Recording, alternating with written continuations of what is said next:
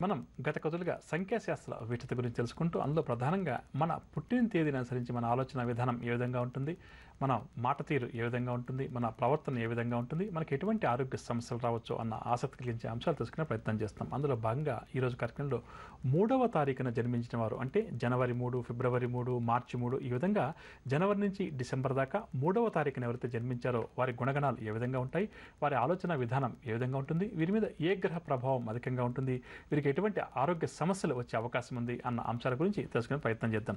ప్రధానంగా 3వ తారీఖు అంటే గురుగ్రహానికి సంబంధించిగా సంఖ్యాశాస్త్ర ప్రకారం చెప్పవచ్చు. అంటే జీవితాంతం కూడా 3వ తారీఖున జన్మించిన వారి మీద గురుగ్రహ ప్రభావం అంటే బృహస్పతి యొక్క ప్రభావం అధికంగా ఉంటుంది.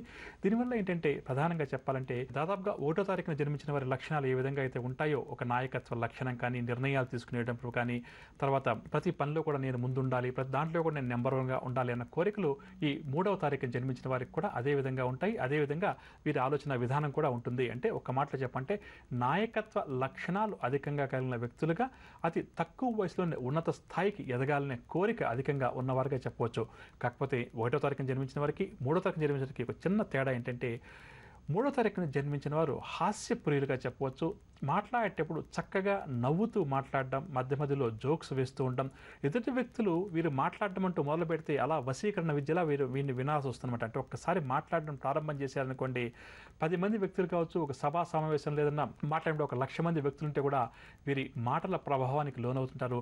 మరికొంతసేపు ఈ వ్యక్తులు మాట్లాడితే బాగుంటుంది కదా, మరికొన్ని విషయాలు మనం తెలుసుకుంటాం కదా అని ఎదుటి వ్యక్తులు కూడా వీరి గురించి ఎక్కువగా ఆలోచించేస్తారని చెప్పవచ్చు. అంటే